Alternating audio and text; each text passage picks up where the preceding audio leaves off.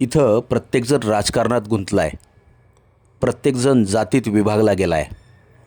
कुणी कशासाठी आंदोलन करतं आहे, आंदोलनाच्या ठिकाणी जाऊन कोण देशाला नावं ठेवतं आहे, भारत के तुकडे होंगे अशा घोषणा देतं आहे, कोण पाकिस्तानला कुरवाळतं आहे, कोण अनेक वेगळे वेगळे प्रयोग करून सरकारला अडचणीत आणून पाहतं आहे. आणि आज झालं आहे काय माहिती आहे का? आज भारतासाठी एक आनंदाची गोष्ट झाली आहे. ती म्हणजे भारताने अंतराळ क्षेत्रामध्ये एक नवा इतिहास रचला आहे. विक्रम 1 ची ऐतिहासिक झेप झाली आहे. स्कायरूट एरोस्पेसची अभूतपूर्व कामगिरी झाली आहे.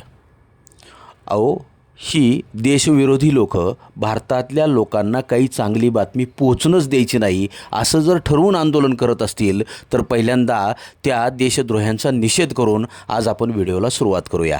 नमस्कार मित्रांनो, मी विजय पाठक. आपल्या राजकीय रणभूमी या चॅनलमध्ये आपलं स्वागत आहे. आजचा दिवस प्रत्येक भारतीयासाठी अत्यंत अभिमानास्पद आहे, ऐतिहासिक आहे आणि तितकाच प्रेरणादायीसुद्धा आहे. भारताने अंतराळ क्षेत्रामध्ये पुन्हा एकदा जगाला आपल्या वैज्ञानिक क्षमतेची, तंत्रज्ञानातील प्रगतीची आणि युवा शक्तींची प्रचिती करून दिली आहे.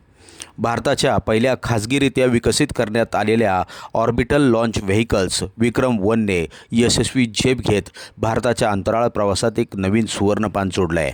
ही केवळ एका रॉकेटची उड्डाण मोहीम नाही, तर भारताच्या खाजगी अंतराळ क्रांतीचीही सुरुवात आहे. प्रश्न असा आहे की विक्रम 1 इतका महत्त्वाचा का मानला जातो आहे? स्कायरूट एरोस्पेसची स्थापना कशी झाली? इस्रो आणि खाजगी कंपन्या मिळून भारताचे भविष्य कसे घडवत आहेत? आणि या यशामुळं भारत जागतिक अंतराळ महासत्ता बनण्याच्या दिशेनं आणखीन वेगवान वाटचाल करत आहे का? या सर्व प्रश्नांची सखोल आणि उत्तरं आज या व्हिडिओमधून जाणून घेण्याचा आपण प्रयत्न करणार आहोत. भारताचा अंतराळ प्रवास हा 1969मध्ये इस्रोची स्थापना करून झाला. अत्यंत मर्यादित साधनसामग्री, कमी आर्थिक क्षमता, अनेक अडचणी असूनही भारतीय शास्त्रज्ञांनी चिकाटी मात्र कधीच सोडली नाही. आर्यभट्ट, PSLV, GSLV, मंगळयान, चांद्रयान 3 आणि आदित्य L1 यासारख्या मोहिमांनी भारताला जगतात वेगळी ओळख मिळवून दिली आहे. परंतु 2020 नंतर भारत सरकारने एक ऐतिहासिक निर्णय घेतला. अंतराळ क्षेत्र खाजगी कंपन्यांसाठी खुलं करण्यात आलं. यामुळे संशोधन, नवकल्पना आणि उद्योजकतेला मोठी चालना मिळाली. येथील काही माजी इस्रो शास्त्रज्ञांनी एक स्वप्न पाहिलं, भारताची स्वतःची खाजगी रॉकेट कंपनी उभारण्याचं. 2018मध्ये स्कायरूट एरोस्पेसची स्थापनासुद्धा झाली. 2022मध्ये त्यांनी विक्रम-S या ऑर्बिटल रॉकेटचे यशस्वी प्रक्षेपण केलं आणि आज विक्रम-1 च्या यशस्वी प्रक्षेपणाने त्यांनी भारताच्या इतिहासात आपलं नाव सुवर्णाक्षरांनी कोरलं. विक्रम-1 हे अत्याधुनिक तंत्रज्ञानावरती आधारित असणारे एक रॉकेट आहे. त्याची रचना हलक्या पण मजबूत कार्बन कॉम्पोजिटपासून करण्यात आली. त्यामध्ये 3D प्रिंटेड इंजिनचा वापर करण्यात आला आहे. हे रॉकेट कमी खर्चात लहान उपग्रह पृथ्वीच्या कक्षेत पोहोचू शकते. यामुळे जगभरातील अनेक देश भारताकडे उपग्रह प्रक्षेपणासाठी आकर्षित होऊ शकतात आणि हीच भारतासाठी आर्थिकदृष्ट्या मोठी संधी निर्माण झाली आहे. या ऐतिहासिक मोहिमेला मिशन आगमन असं नाव देण्यात आलं. या मोहिमेद्वारे अनेक उपग्रह यशस्वीपणे पृथ्वीच्या निम्न कक्षेत स्थापन करण्यात आले. प्रक्षेपणापूर्वी काही तांत्रिक तपासण्या झाल्यामुळे थोडा विलंब झाला, मात्र शास्त्रज्ञांनी कोणतीही घाई न करता प्रत्येक यंत्रणेची सखोल चाचणी केली आणि अखेर संपूर्ण मोहीम यशस्वी ठरली. यालाच वैज्ञानिक दृष्टिकोन म्हणतात. पंतप्रधान नरेंद्र मोदीजी यांच्या नेतृत्वाखाली अंतराळ क्षेत्रात मोठमोठी धोरणात्मक बदल करण्यात आले.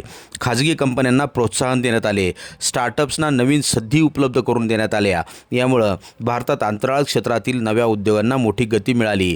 आज विक्रम-1 चे यश हे त्या धोरणांचे प्रत्यक्ष फलित आपल्याला दिसून येते आणि या यशामुळं भारताची जागतिक प्रतिमा अधिक मजबूत होईल. हजारो नवीन रोजगार निर्माण होतील. परदेशी कंपन्या भारतातून उपग्रह प्रक्षेपित करण्यास प्राधान्य देतील. भारतीय स्टार्टअप्सना जागतिक बाजारपेठसुद्धा मिळेल आणि भारताची अर्थव्यवस्था अधिकच सक्षम होताना दिसून येईल. हे केवळ एका रॉकेटचं यश नाही, तर तुमच्या उज्ज्वल भारताच्या भविष्याची खरंच ही सुरुवात आहे. मित्रांनो, एक काळ असा होता जेव्हा भारत इतर देशांकडे तंत्रज्ञानासाठी पाहत होता. आज परिस्थिती बदलली आहे. आज जग भारताकडं आशेनं बघतं आहे, आदरानं बघतं आहे. विक्रम एकने सिद्ध केलं की भारतीय शास्त्रज्ञ, अभियंते आणि युवा कोणत्याही देशापेक्षा कमी नाहीत. ही कामगिरी आत्मनिर्भर भारताच्या संकल्पनाला नवीन ऊर्जा देणारी आहे. तुम्हाला काय वाटतं? भारत येत्या 10 वर्षात जगातील अग्रगण्य अंतराळ महासत्ता बनू शकेल का? तुमचं मत कमेंटमध्ये नक्की लिहा. व्हिडिओ आवडला असेल तर लाईक करा, शेअर करा आणि चॅनलला सबस्क्राईब करायला विसरू नका. जय हिंद, वंदे मातरम.